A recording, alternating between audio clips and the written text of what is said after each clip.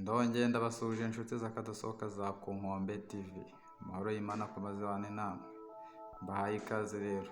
Namwe mufungurire YouTube channel yanyu aka kanya, akaba ari ubwa mbere mumbonye, mbahaye ikaze. Mbasaba gukora subscribe na like. Muri aka kanya muri kumwe na Nshimiyimana Anselme. Ikiganiro cyo ni cya kindi nisobanukirwa. Uyu munsi rero tugiye kureba akamaro k'inzoga. Akamaro k'inzoga iringaniye mu buzima bwa muntu.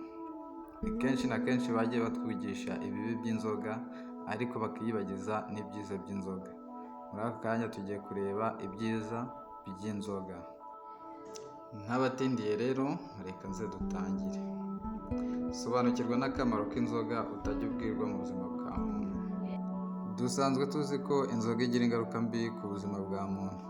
Ariko kandi inzoga igira n'ingaruka nziza mu buzima bw'umuntu nubwo abantu benshi batabizi. Ikinyamakuru cyandika ku bijyanye n'ubuzima Santé Plus Image cyatangaje ko kunywa inzoga iringaniye bifitiye akamaro kanini umubiri. Dore akamaro ko kunywa inzoga iringaniye. Reka turebere hamwe akamaro ka mbere ko kunywa inzoga iringaniye.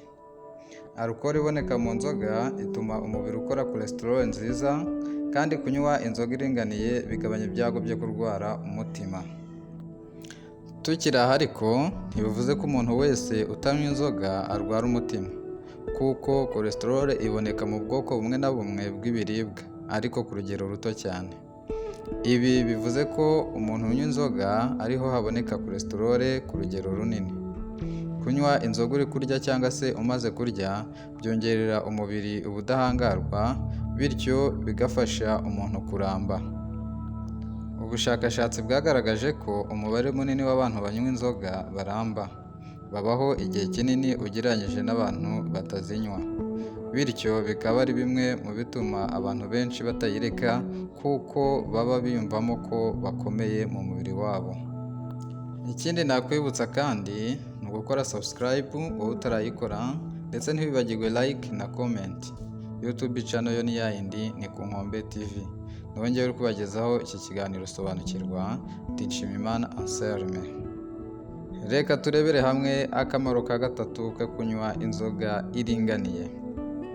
Kunywa divayi bigabanya ibyago byo kurwara ibicurane ku rugero rwa 60%. Kunywa mu rugero bituma ubwonko bwongera imbaraga, bityo bigafasha kurinda kwibagirwa. Kunywa inzoga iringaniye kandi byoza impyiko, bigafasha kurwanya indwara yo kuzana utubuye mu mpyiko. Ikindi kandi bifasha kurwanya kuba warwara diyabete. Nyuma y'ibyo byose kandi inzoga ni gahuzamiryango, ku buryo ituma ibirori n'amakwe bigenda neza. Ubukwe butarimo inzoga ntibugaragara neza, ndetse ngo n'abasangiye inzoga abo bayahemukira undi. Bityo inzoga ishobora kugufasha kongera inshuti no guhuza imiryango. Ngayo nguko inshuti z'agacupa, ndabasuhuje cyane. Icyo ngusaba ni ugukora aho hasi yanjye handitse subscribe no gufungura iyo nzogera, tukajya tubana mu kiganiro sobanukirwa. Jye mwari kumwe, Nshimiyimana Anselme. YouTube channel yo ni yayindi ni Ku Nkombe TV. Ikiganiro nacyo nisobanukirwa.